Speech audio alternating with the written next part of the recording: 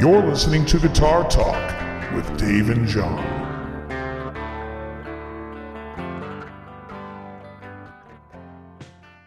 Hey everybody, welcome back to the podcast. This is Guitar Talk. I am Dave. And I am John, and this is episode 53, I believe. I think it's 52. Nope, this is 52. 52. I'm getting ahead of myself. Yes. One episode. Because we have an unbelievable show planned for 53. This one's just going to suck. Precisely. This one is the multimeter episode. Ooh. No, it's not. It's not the multimeter. Of course it isn't. Never will be a multimeter episode. However, I did see your breadboard this morning. Oh, how classic is that? Oh, that's right. For those that don't know, John had a picture of his breadboard on, I think it was Instagram I saw it on. That's right. And it was 4 pots just stuck into a piece of bread. It was a bagel. Or like a bagel. Oh, okay. I wasn't sure if it was like a hamburger bun or. No, it was a bagel. You need a firmer loaf. Yeah. If you're going to do electronic work. Yeah. Let me foreshadow what's going to happen, folks. A year from now, John's going to take it to a guy and go, my guitar makes like all these weird noises. And the guy's going to go, yeah, I cleaned out your pots and there were breadcrumbs.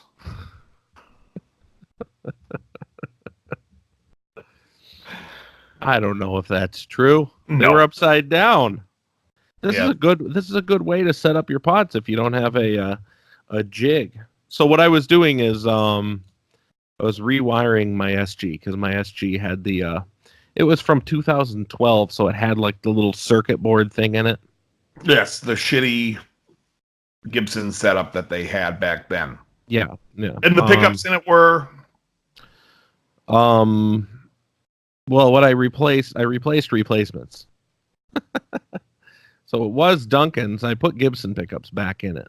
Nice. So it's a smart choice. Yeah, 490 and a 490. 490R and 490T. What are we serving tonight? Chicken or chicken? That's a good one. So I replaced the electronics with Bourne's 500K pots, and which I believe are the best pots. The Bournes, they feel nice. They work great. They're much better than CTS. Well, I've got 2 guitars with CTS pots in them, and both of them are like crackly and crummy after a year. The Bournes are great. So I'm gonna switch. I'm gonna try these. But anyway, yeah. That's why I had the bagel out. Stab all 4 of them in to get the precise shape of that cavity. Yes. And boom. I also used tone cable here. Ooh. This is tone cable. When you push back the wire, it kind of works as like a mid-range filter. So, you push back the cloth a little bit and you get more mids in your sound. And that's what Monster Cable will have you believe. The bass frequency goes around in yeah, it doesn't. The schnozberries taste like schnozberries. Schnozberries? Who ever heard of a schnozberry? We are the music makers, and we are the dreamers of dreams. Anyway, this is passive, folks. This is it's not going to add anything to your sound. If anything, whatever. Right. So you put in 4 new 500K pots because I think Gibson comes. I think you said they were 400s, but I'm pretty sure like the vintage Gibsons were 300K pots. Oh, it might be 300. It might be 300. Yeah, I think that's what they were. I have that little board still around here somewhere. Maybe I'll the old multimeter and see what. Yeah, I'd be interested. Because I'm pretty sure Gibson used to use 300K pots when people think they're 500K. No, they're definitely not 500. But for whatever reason in my head, I'm thinking 4. But you might be right. But But considering that CTS has a plus or minus variance of 20% on their tolerance, a 300 could be a 400. Right. Or just about. Yeah. How nuts is that? 20%. Yeah, they're real accurate. Yeah. For the record, folks, I did measure each of my pots because I'm being nerdy right now. And every single one of them measured between 490 and 494. So we're talking about a plus minus variance of what, like 2% basically? Something like that. Yeah. On my 500K pot. So I'm feeling very Dave Markland right now. Yeah, so going back, the guitar originally came with what? 490 and a 498. Okay. And those got taken out immediately when you got the guitar and you put in Seymour Duncan's. No, I put in PAF 36th anniversaries. Ooh, the DiMarzio, one of which I do not care for. I put them in and I immediately stopped playing the guitar for about 6 years. Yeah, that sounds about right. Yeah, I'm not a big fan of those, and I like DiMarzio, so people know that I'm a big fan of DiMarzio's. I put the PAF 36 in a guitar of mine, and after I think 2 gigs with it, I'm like, yeah, that's gonna come out. They don't sound. In the SG, they sounded so shrill on the top end, like the high end sound was just awful. Yeah, just I'm just not a fan. No, the overall sound. Yeah, I wasn't a big fan. Not a good pickup. So I ended up swapping it for a JB and a Jazz, and I still didn't play it that often because I like the Jazz, but I don't like the JB. The JB kind of reminds me of a Tone Zone in the sense that, like, the bottom end, there's too much bass, it's too spongy. I don't like guitar pickups when they have too much bass. They're wound for I will say this, as a clean pickup, I do enjoy the JB. As a dirty pickup, I think it sounds like crap. So in that respect, the pickup is worthless to me because it has to sound good both. And so I don't really care for it. That's my opinion. And I'm not and the Jazz is too dark for me anyways. I'm not a big fan of the Jazz. Yeah.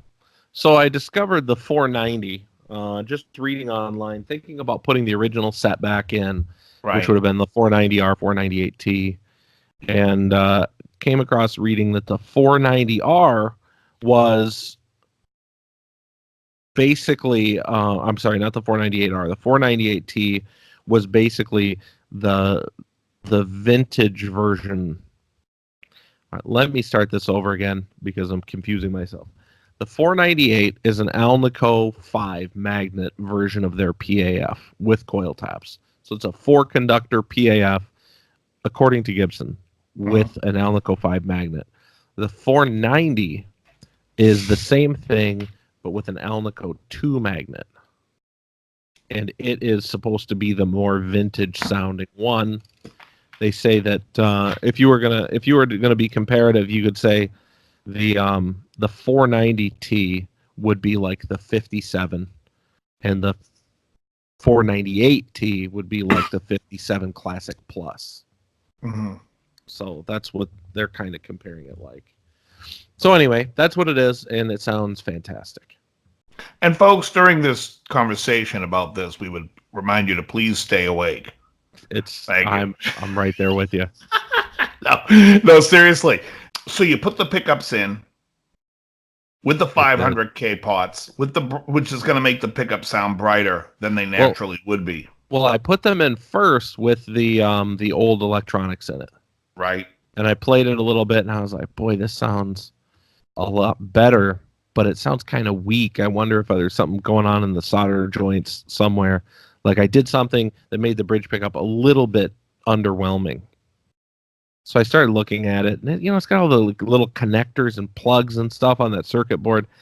And that's when I was like, yeah, I'm just going to rewire it and do the old wiring. Okay. And it was just because I was being finicky. So I pulled all that stuff out, put in the new wiring, and it made a difference. It made a big difference. I was sort of surprised. I kind of was I was hoping it wouldn't sound the same, and then it didn't sound the same, so I was pleased. Nice. And that's when you swap the pots, or do the pots come later? No, I swapped everything. Like Nice. I said, I did the pickups first, and I was like, yeah, this big Yeah. pickup is coming across a little bit weaker than I expected. Right. Like I said, I thought there was something going on there, so I changed the whole thing at that point, and that's when it kind of came alive and was like better. It was an improvement. Yeah. And here's the biggest thing that is improved. All right, let me rephrase that. It's not the biggest thing, folks. I'll never touch it. Historically, Dave knows I don't touch my tone knob ever. Right. I never do. Neither do I. But I gotta say, I was playing it through this Morgan that I've got here right now, which is a bright AC30 sounding amp. And so I started screwing with the tone pot on the SG now. The tone pot makes a big difference now. And I don't know if it's because of the caps that I used or because of the pots or both. I don't know. Probably the pots, because your range is going to seem, because you're going to go from brighter and it'll be clearer that you're, obviously you're going to hear from bright to mid more than you would from almost bright to lower. You know what I mean? Your ear is going to definitely hear much more the difference out in that register. Yeah. The only way I touch a tone knob is if I'm going to check out a guitar on Craigslist and I go to the guy's house and I start playing it and I start moving the tone knob and I'm like, start making faces, hoping the price is coming down. Well, I'm kidding, folks. Right. I still don't touch the tone knob. No, That's what we call fiction on the fly. Right. No, I never do. I don't expect I will now, but the range, those Bourne's pots, like, man, you like slowly drop them down. You hear every moment of it changing. They're really smooth. Yeah, I tend to use treble bleeds almost in every guitar I have. And there's a plus at my excuse me. There's a plus and minus to using treble bleeds that I find. Number one, it's nicer when you bring it down, but there always seems to be like a cutoff where the sound just goes. Mm. Whereas if you don't have a treble bleed, it's nice and smooth all the way to the end. Interesting. But I do prefer the treble bleed in the circuit because I like to, when I do like a lot of stuff, if I'm running around or doing something, I can put the boost on already and then bring my volume down and use that for the regular and then just volume up for the solo. And I have the same tone. So that I like. That I do like. Got it. Yeah, I put in these oil and paper whatever caps. I don't know if makes any freaking difference. Well, it's your tone. It's like you're putting in the really nice tone capacitors that you're never going to use. Right. Because you don't use the tone pot. Yeah, right. Basically, yeah. And have you seen some of these pre-wired kits that you can buy for these guitars? Like Emerson is a company that makes them. Yes. And yes. 920D and all these. 920D. I must have bought at least six preloaded pick guards from them in the past. I'm gonna go into business. Anybody that wants to buy a pre-wired harness, I'm gonna start making them on bagels.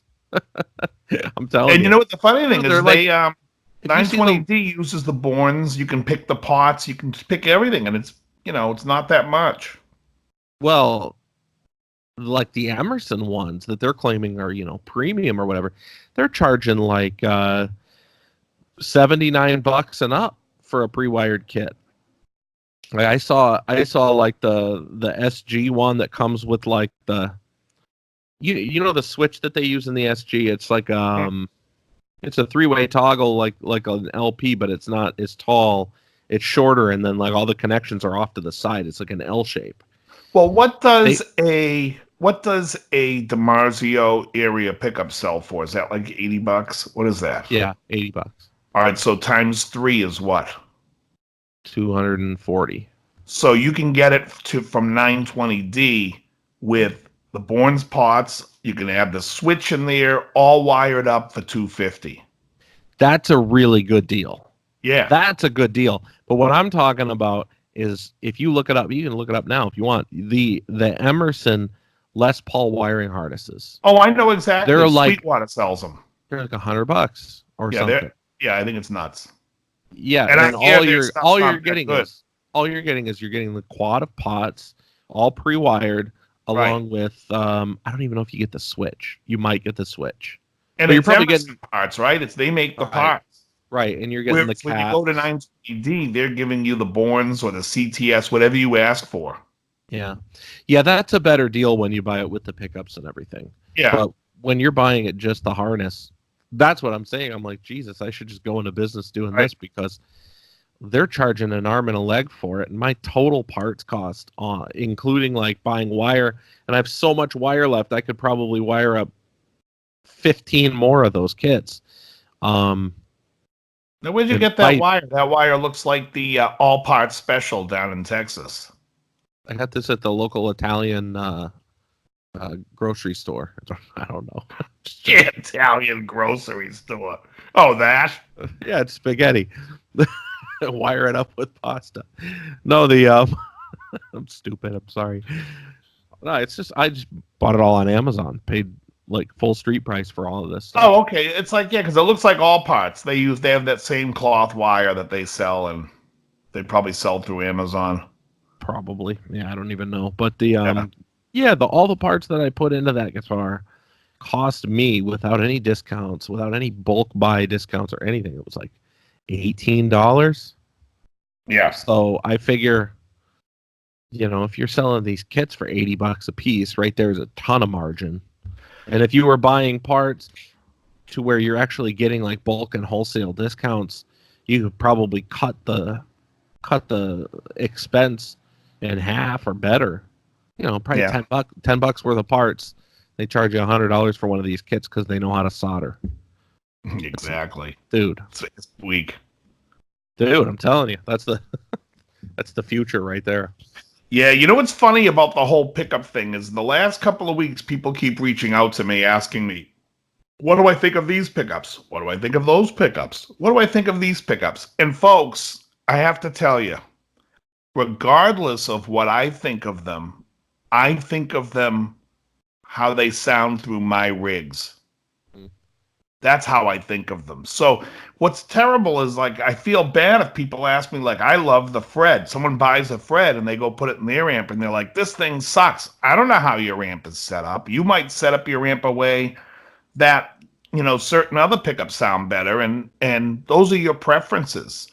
So I don't want anyone to take home with them the idea that I'm telling the end all be all of what I think you should use. I'm only telling you the end all be all of what I like to use. And John does the same thing. I mean, when John says he doesn't like the JB, it doesn't sound good to him. It doesn't sound good to him in his rig, which means you could plug it into some specialty amp that you have with the settings you use, and you might love it.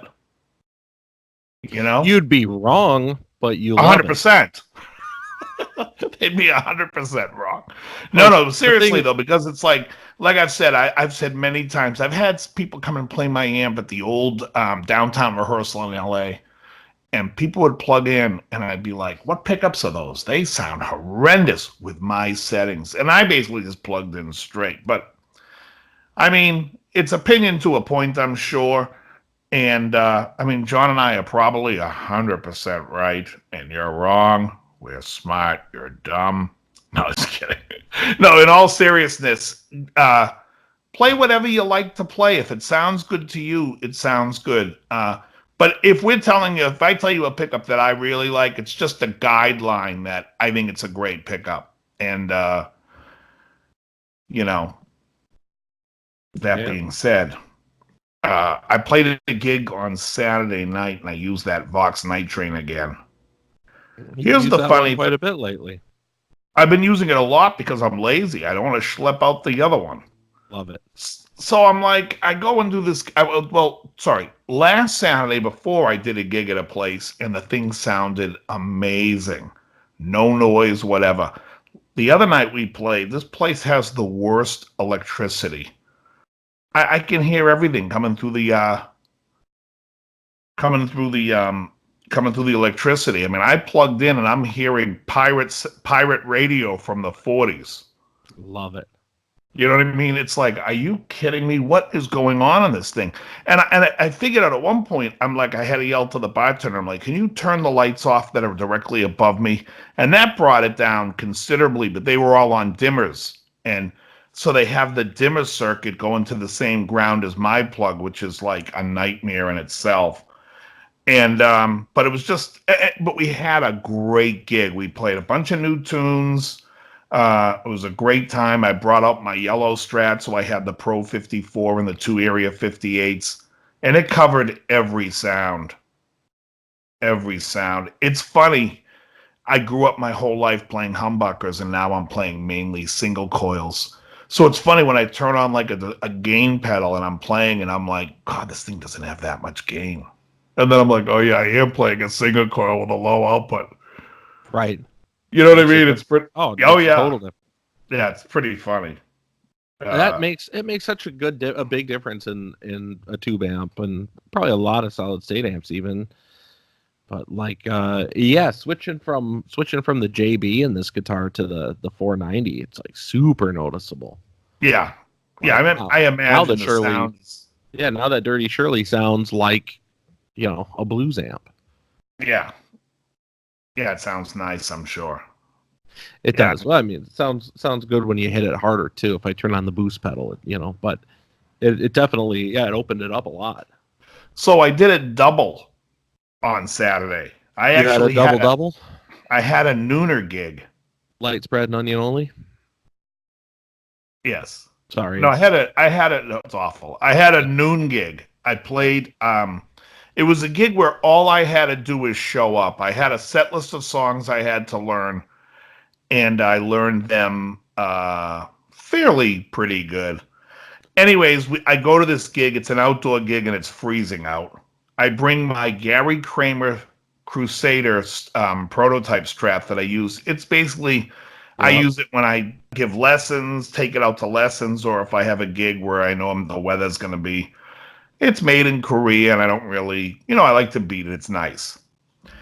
So, freezing my ass off. Before I get to the gig, before I leave for the gig, I get a phone call. He says, I brought you an amp. The ground's a little wet, so I brought my little Line 6 Spider 15. Spider 4. I'm like, great, I will use it with joy. And that's the amp I used, and I dialed in a sound that I thought was somewhat okay, and we played every cheesy 70s song. It was fun. But you can gig with anything, and I gigged that day with a Spider 4 15. Now, granted, I have one right here as well in my room, and it is did you guys the mic worst. it, or was it a really quiet gig? No, it wasn't that quiet, and I didn't mic it. I just turned it up. It was outdoors. That was like we were playing in the middle of a golf course. This was like playing at the Ramrod in Boston, a gay bar. There were balls flying everywhere. Thank you, folks. I'm here all week. Try the veal, tip your waitress. No, it was there were. I said, thank God it's raining because we'd be getting pelted with balls. Well, just how would you do that? And then you hear somebody yell 4, and you're like, it is a Spider 4 right before you get hit in the head with a. Right. Yeah. Exactly. No, it was like it was interesting too because none of us went in knowing any of the tunes. We just went and had fun and played. It was really like a paid rehearsal. But on Friday, I get a phone call from the guy who's at this electronic place where I dropped off my Line 6 Flexstone. And he was like, I went through all the parts, cleaned everything. There wasn't any bad parts, but I just think that's something, I cleaned everything and tightened stuff up, and the problem's gone. So I went and picked it up, and he's right. It's perfect, except he unplugged it, so I lost all my sounds. So then I was like, you know what? I'd love to bring this out to an FM station gig. I'm going to put in order the set list and go through every sound. So I only finished the first set of sounds in the amp, because the amp you have 9 times, you have 36 presets. Our gigs, we do about 30 songs. So I could put every song. And of course, some of the songs I have a boost, and some of the sounds I can use twice so I can share the sounds. And then I thought on my set list, I would put what the setting is. Do you know what I mean? Yeah. So in other words, I would say if I said, if I'm playing set 2, song 1, it would have like 3B, and that would be the setting on the flex tone foot switch that I could. So it's cool. It sounds great again. I love that amp. It's very useful. Very good. Hey, Yeah. do you guys play I don't know the name of that song. You know the one that's How long has this been going on? Oh, you know what? We used to. That's a great tune. Love it. Who's the vocalist on that? That's Paul the guy Kelly. that's the guy that ended up in Mike and the Mechanics, right? That's right. He sang Silent Running. He sang In Every Generation, Say It Loud. He Right, also sang right. Tempted for what's it called? Squeeze. I don't know. I've got my toothbrush, my toothpaste, a flannel for my hair. Oh yeah, I know that song. Yeah. Tempted by yeah, that was him. Oh, I didn't know that. Yeah, Paul Carrick. Well, that's cool. He also had a couple of great solo songs. Don't shed a tear for me. I will go on without you. I love Paul Carrick. Sang backup on a Roger Waters album. I think he's on the Radio Chaos album, if I'm not mistaken. Yeah, he's great. Put that one back in the set. I like that guy. Do you play it? Excuse me. No, I'm playing tonight. Oh, you are? Oh, yeah. Actually, Where's your gig? at the rehearsal space. We're just Oh, you have doing a a rehearsal. rehearsal. I don't have a gig until the 15th of November.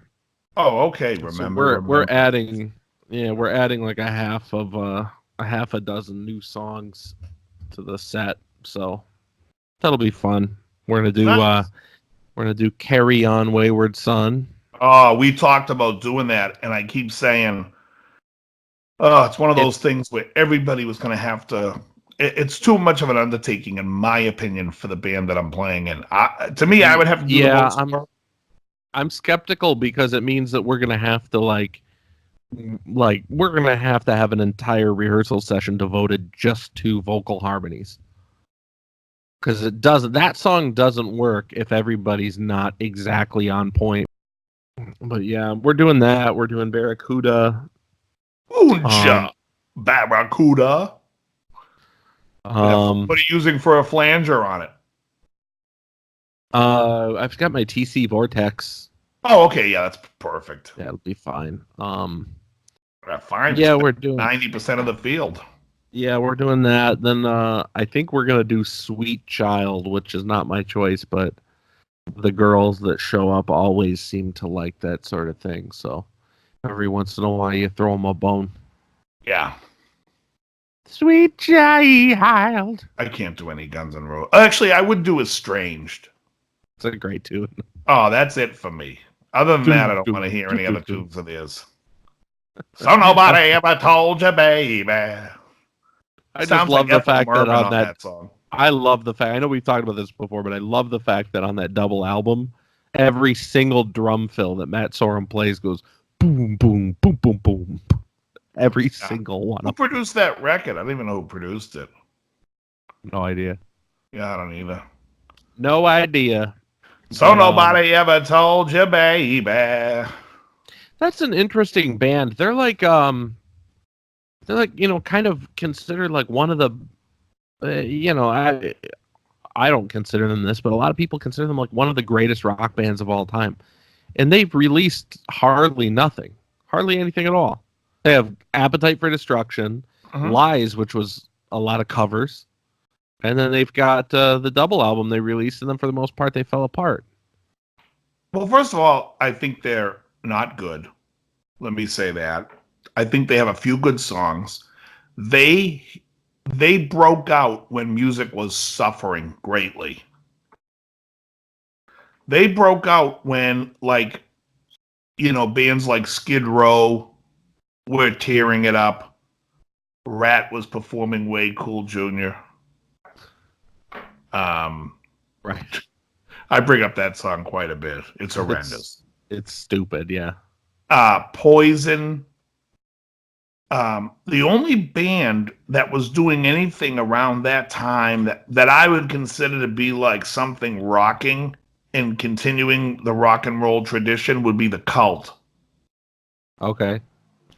And then Guns N' Roses came out and they were like, we are old rock and roll back. Mm-hmm. So the field was so empty and vapid. It was like for them to sit there and be like, yeah, we're it. And they were for like 4 years. Yeah.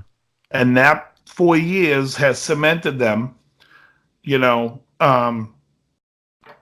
it's like Nirvana. Yeah. Nirvana was a poppy grunge band that wrote great songs. They did 3 records. Yeah. That's You true. know? It's true. You know, the funny thing is, with But I do think either of Nirvana those is more important bands, than Guns N' Roses. with either of the, yeah, I agree. With either of those bands, they have songs where, from the very first note that's played, you know what it is.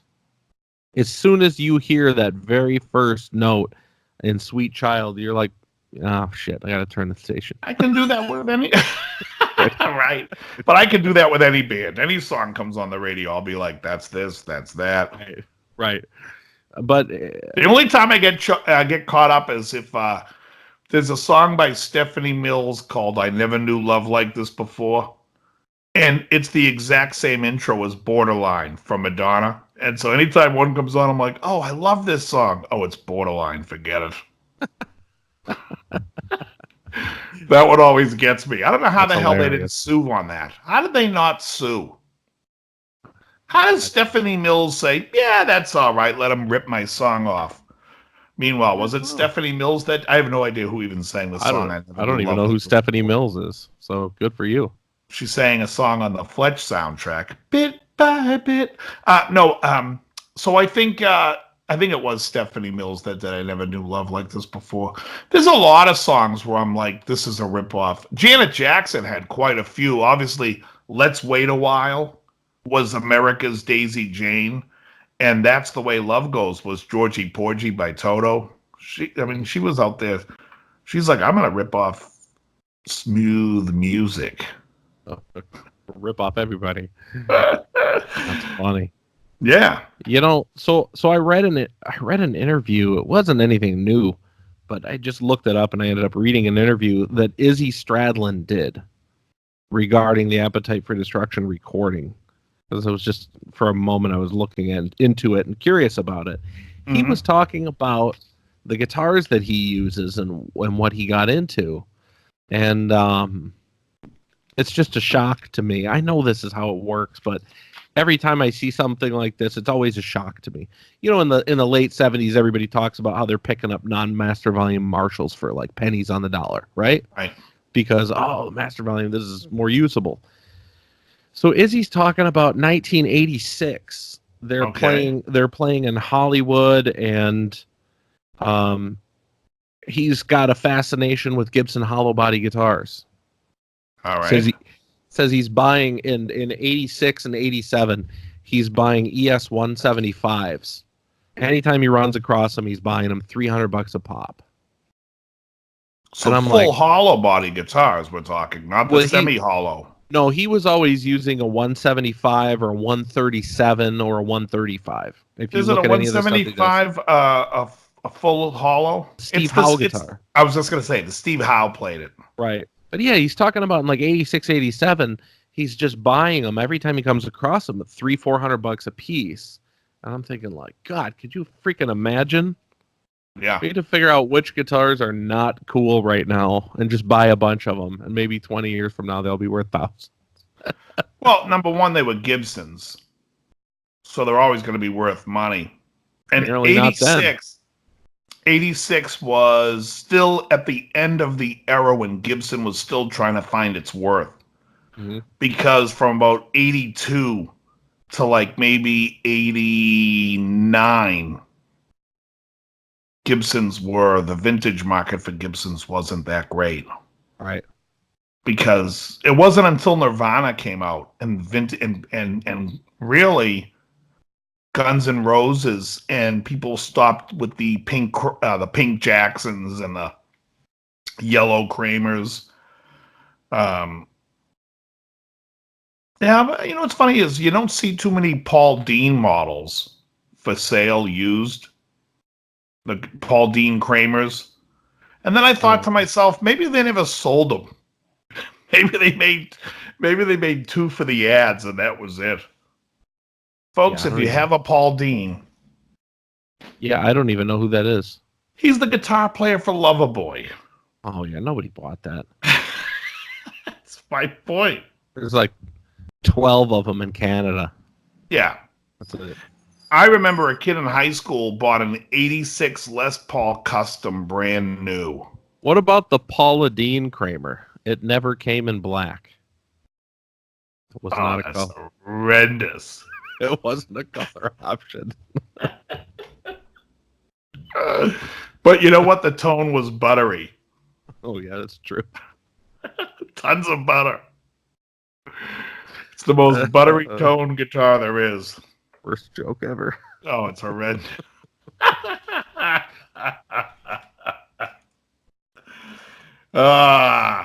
I enjoyed Loverboy. They had a few good hits. Early all 80s, I know is working for the weekend. Oh, come on. Turn Me Loose. Turn Me Loose. Well, the kid is hot tonight. Kid is hot tonight. Loving every minute of it. You can keep Loverboy. I will take Night Ranger. Either one, both are great bands, but rock and roll of the early 80s, even the cheesy rock and roll of the early 80s up to like 84, 85 was good. The end of the 80s when the hair bands took over really was horrendous. Right. I mean, just songwriting and it just wasn't good. And you can listen to like even the metal recordings back then where if you listen to like and at this point we'd like Tony Fuentes to turn it off. If you listen to Dawkins' Tooth and Nail album, the guitar tone is horrendous. The sound is horrendous. And then in the same year, Night Ranger's doing what's that first album? Dawn Patrol? I don't know what their first record was, but I bet it was before Tooth and Nail. Tooth and Nail was 83, 84? Wasn't Night Ranger doing stuff in like 80, 81? Maybe I'm wrong. No, he replaced Randy. He replaced Randy Rhoads on that tour. That was 82. Okay. And then they went and recorded the first album. I believe the first Dawn Patrol. I think Dawn Patrol is 83. I think 84 is You Can Still Rock in America. Oh, okay. And I think 85, 86, they did The Secret of My Success, or 87. Think of your life with the world in the palm of your... it's so cheesy. That song, I don't know any Loverboy, but I know The Secret of My Success word for word. Come on. Yeah, exactly, because I have a whole bunch of their records. No, the first album is unbelievable. I'm just saying, if you listen to Tooth and Nail and then go listen to the Dawn Patrol album and listen to a song like Eddie's Coming Out Tonight versus Alone Again, you're going to be like, this one sounds like it was recorded in someone's basement. And the other one sounds like it was recorded at Cherokee. Oh, I totally agree. Yeah. And the quality of songwriting, I think, eventually... I think Just Got Lucky's a great song. That record would have been their best record if it was recorded better. Agreed. Yeah, the songs are better. Cars Panorama. The Cars Panorama album is my favorite Cars album, but the recording stinks. Yeah. Which I don't know why. I don't know. It's by the same guy. It's like someone spilled hot coffee all over the tape. That'll be fine. Yeah, who knows? Who knows? Oh, so last night I got to watch the first South Park episode where Randy moves the family to Tegrity Farms. Oh God, are you kidding? How genius that is. The vaping episode? It's unbelievable. We're honest and we have integrity. In fact, I sell it at Integrity Farms. God. When he goes over to China and he's like, he has the idea to sell his weed. What are you guys going to exploit all the Chinese? I had this idea. And then like the whole plane fills up with everybody. And he's like, damn it. That show is unbelievable. Screaming at all the people on Disney. And he's like, who the hell screwed this up? Randy Marsh. Who the hell is Randy Marsh? Integrity Farms is outstanding. I think it's called Banned in China. What's the name of the episode? I don't know. You're talking. I think that's one later. Oh, the one I'm talking. maybe. The one I'm talking about. Yeah, you're talking about something I haven't seen yet. I'm talking about the one where he's saying he keeps calling the vaping people you smoking that pussy stick. You know what I'm talking about? Guys, like, what are you talking about? He starts Integrity Farms. Right, that's the one that I saw where he started, moved there. Unbelievable. And they moved there because all the kindergartners are vaping. They're so on point. It gets ridiculous. Yeah, the whole next episode is all about where he has the idea to sell to the Chinese. Okay. Yeah, I haven't seen that one yet, but I'm gonna. It's unbelievable. Yeah, those guys are like so on top of it. That's funny. Very really good. Yeah. I was watching that. I started watching that. Actually, I read something where like China was mad, about somebody liking or retweeting something the guys from South Park did, and they banned them. Yeah. And so I was like, I went to go read what South Park said, and then I went and watched the episodes for the new season. And I'm just like, these guys are hilarious. Yeah, they don't care. They don't care at all. They get it. You know what I mean? It's like you have the NBA won't go to North Carolina because of a bathroom rule, right? But they're going to China where you can't even do anything. Right. Which they're not even doing. They're not even doing that now. Did you hear China cut off the NBA too? Well, no, they went there, but they just didn't air it. Oh, okay. I thought they cut it all off. No. Hey, I got a trivia question for you, a guitar related one. Ooh. I bet you're gonna know it. All right. But for whatever reason, it's one of these things that I never knew. I just never researched it. No idea. Okay. What year did Gibson transition from the small to the batwing pickguard on the SG? Ooh. God. I think I know the answer. Let me just say this. It is in the 60s, correct? Yes. Folks, by the way, that is the batwing pickguard. They call that right. The small pickguard came out in 61, 62, 63, 64. Looks nothing like a batwing, by the way. My guess is I think it's either 65, 66, or 67. So give me a second. Let me think of the year. It's one of those three. Let me type this into Google. No, you can see me right here. It's my hands. Keep your hands above the screen, please. All right, here we go. My guess is it's 66. That is correct. All right. That is correct. Well played. All right. Yeah.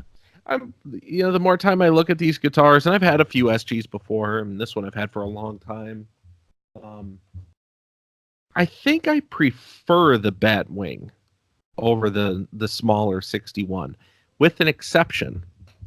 On the 61, or the smaller style, I should say, if it has the Maestro Vibrola, I'm down with that. Yeah, so I like the 61. I think my whole thing with the SG is I think I just want it to be busier looking. If it's just the small pickguard by itself, I like the bigger one better. Right. But like I said, if you get that big tail piece on it, then it's like, yeah, I'm good. They're cool guitars. I mean, a lot of famous people played them. And by a lot of them, I mean Angus Young and Frank Marino. And other than that, I have no idea. Frank Zappa. No, Zappa. But was Zappa's a real SG? I thought he had one that was made by a guy in Arizona that was like a I don't know. knockoff. I don't know, but I mean, either way, Yeah, that's the look. yeah. That's what the crowd thinks. Tony Iommi. Oh, Iommi, that's right. Yeah. And Iommi's, I believe, was P90s, wasn't his?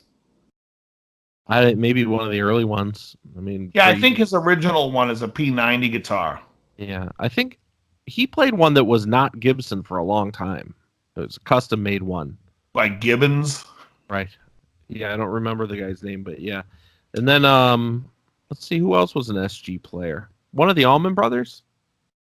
Well, the newer one, Derek Derek Trucks. Derek Trucks.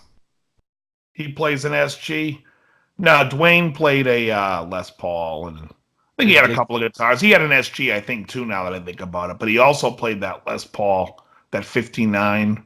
Was Dickie Betts using a No, he was a Les Paul player, too. He was. Okay. Dickie. Before they fired him. Oh, did they fire him? Did they fire him for like heroin addiction or something? Yeah. I like the Allman Brothers. Fun band. Now, you know, I like songs like Wasting Time No More. Yeah, that's a good one. Yeah, they've got some good stuff. Do you like Blue Sky? No. Although I taught it a bunch of times. All the harmony licks and everything. It's a nice song. I just can't stand something Mr. Bluebird. Like it's right, so like I feel like going outside barefoot and eating granola at a bench. Well, yeah, it kind of reminds me, melodically speaking, it reminds me a lot of like the late 60s sort of like the Woodstock rock. Yeah, toe tapping San Francisco horseshit. Right. Yeah, no, I'm with you. It also sounds a lot like Ramblin' Man, which I hate. Here's another famous SG player, Eric Clapton, early in his career. Cream Eric Clapton. Yeah, the Cream stuff when he played Gibsons. Right. Robbie Krieger. Oh, yeah, Krieger played an SG. Why does everybody love rolling Robbie Krieger out when they're talking about guitar? I think of the Doors. I think of Jim Morrison, and I think of an organ. I never think of Robbie Krieger. Geez, the guy exposes himself once, and you can't get that organ out of your mind. How dare you? It leaves a taste in your mouth, you know. Oh, Christ. What? So, no, I think Robbie Krieger was great in the Doors. I mean, he played some unique stuff, and it was, I think he filled a void. I think there's something to be said about not being the centerpiece in a band and filling the role of playing the important things. It's something to be said for it. There's a picture of Johnny Marr with an SG. There's a lot of people have played the guitar. It's a famous guitar. I mean, it's the best-selling Gibson guitar of all time, the SG Standard. It has to be because of the price point. Entirely, I'm sure it is. Yeah. For a long time, when Les Pauls were $2,000, the SG was still like $1,100. Yeah. I'm sure. And you could pick up a cheap one for like $8.99. Yeah. Yeah. So. And Angus Young probably got a lot of people out there to buy them. Probably. I think Angus Young sold more SGs than Paul Harris. That's funny. How are you? How are you? I haven't done that in a while. Oh man, I haven't talked to Paul in a while. I haven't either. Is he still at Fender? Yeah, still with Gretsch. Yeah, he's great. Yeah, man. Anyway, that's my SG ramblings for the week. Nice. I like this guitar now. If I can get it to stay in tune, it'll be even better. Yeah, well. Ooh, speaking of that, that's another thing I changed. I put new tuning keys on it. Oh, what'd you put on? Let's take a look at that.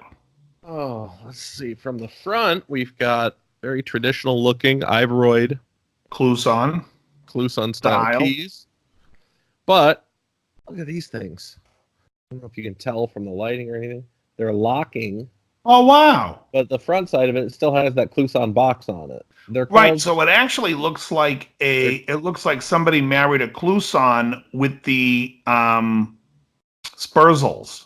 yeah, they're really nice. They Who were makes expensive. them? Cluson. Wow. They're called Cluson Revolution tuners, and they were kind of pricey. I think the set was like $89.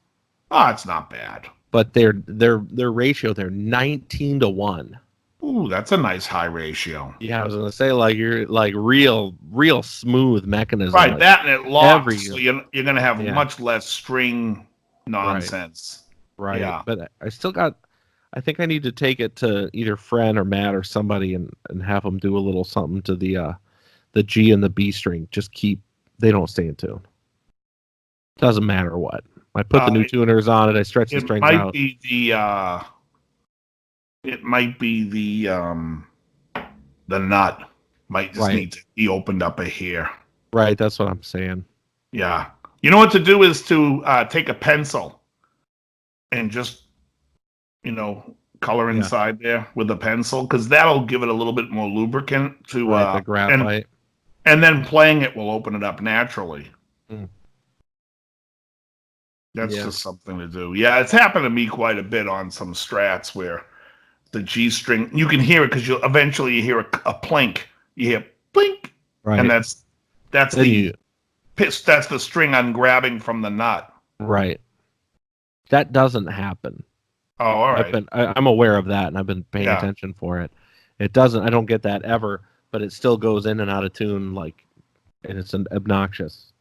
Are you a Breaking Bad guy? No. Oh, because the movie aired the other day. It's finally released. The Breaking Bad movie El Camino. Oh, sure. It was good. Yeah, it was good. I watched it. It was it's basically they're finishing up the story of Jesse Pinkman, and I thought it was pretty good. Is he the kid that's in the movie? Yeah, he's the TV guy. show. Yeah, he was the student of Walter White's, who's his partner. But it was good. There was a couple of things in it where I saw it coming. I saw the tension coming right away a little bit, and it's also interesting. The guy who plays Todd. I mean, I don't know how long ago Breaking Bad was filmed, the last episode, but he must have put on 30 to 40 pounds. Mm. So it was like they were going back to memories, and I'm like, Jesus, this guy remembers Wendy's. That's funny. Anyway. Yeah.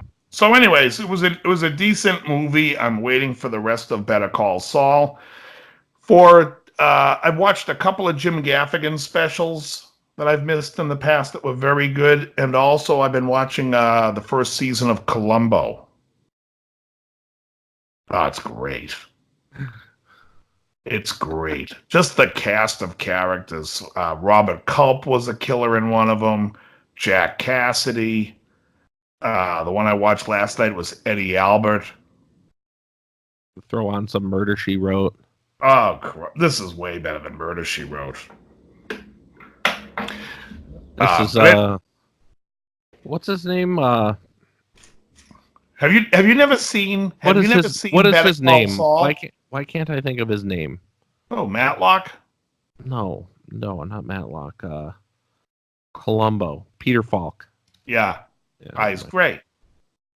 And the show Better Call Saul, he's an attorney, and he's trying to get the elderly people. This is early in the season. He's trying to get the elderly people to have him do his wills. So he shows up at the old homes, but he's dressed like in a suit, exactly like Matlock. It's Bob Odenkirk, who's genius. Right. Hey, fellas, how you doing? James McGill, here to see my client.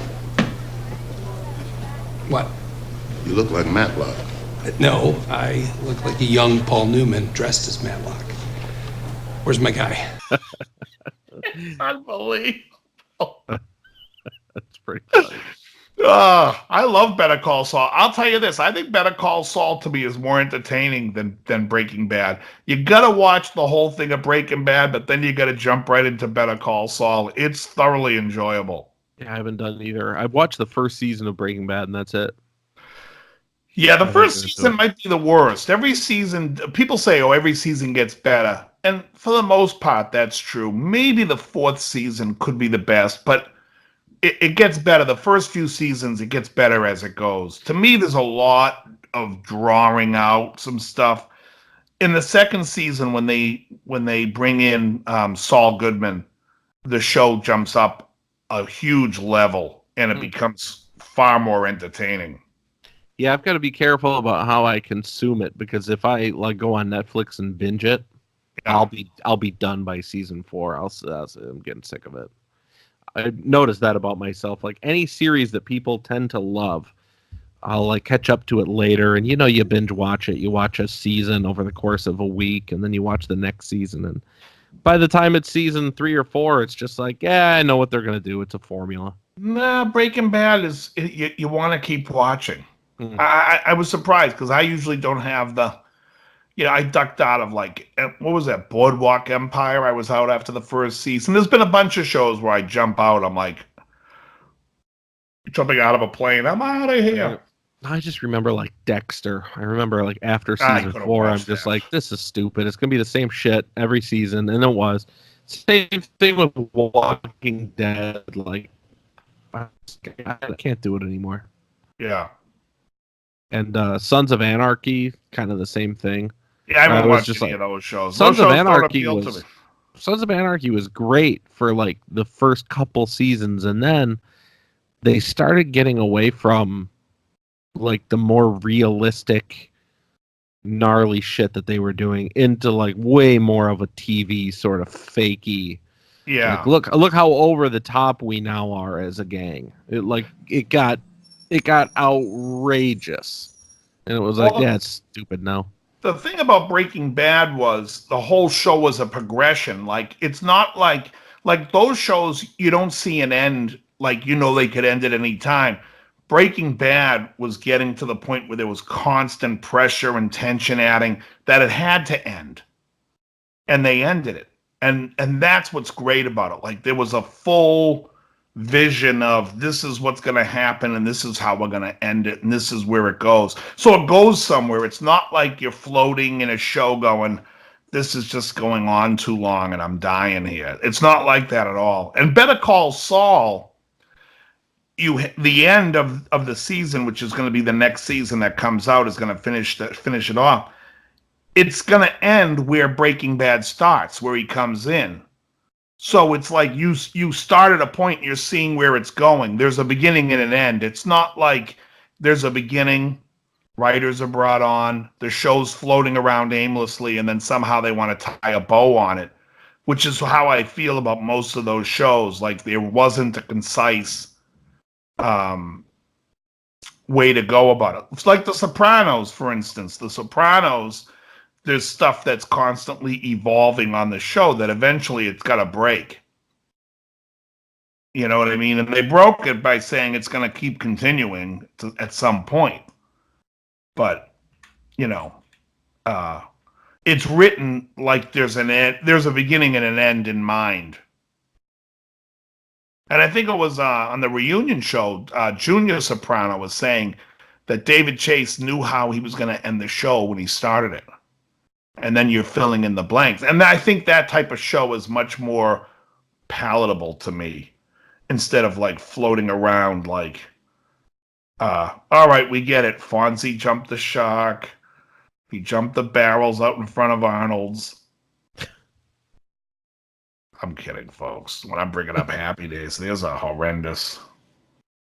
That's What was Richie Cunningham's girlfriend's name? Lori Beth.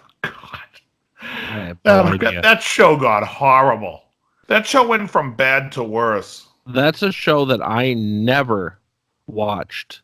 It was too young. After syndication. No, but I mean they run reruns of all this stuff. I just never got into Happy Days. Yeah. When I was a kid and like you had summer break like in the 80s, from school, it would be on all the time. I just didn't. I never cared. Yeah, but by the 80s the show was done. I found myself watching a lot of the black shows from the 70s, like Good Times. Oh, yeah, well, that was on Rather- all the time. And Rather than Happy Days. the I'd watch Good Jeffersons. Times. The Jeffersons, yeah, definitely. What was the one with Red Fox and Sanford and Son. right? You big dummy. Love it. I used to love that stuff. But, Tell Rollo to get the hell over here and get Bubba and Grady. I love Grady. Oh, Grady was the best. oh, coming to see you, Elizabeth. Dude, I haven't seen that show in was- years. What was Lamont's friend? Was it Julio? Or I don't remember. I think it was Julio, the Spanish guy. All right, very good. Let's call this one a day. And I'll see you next week for number 53. That's going to be a big episode, folks. A huge episode. Hang on to your butts. Exactly. All right. Very good, everybody. All right. An enjoyable experience. It has, and very good. Later.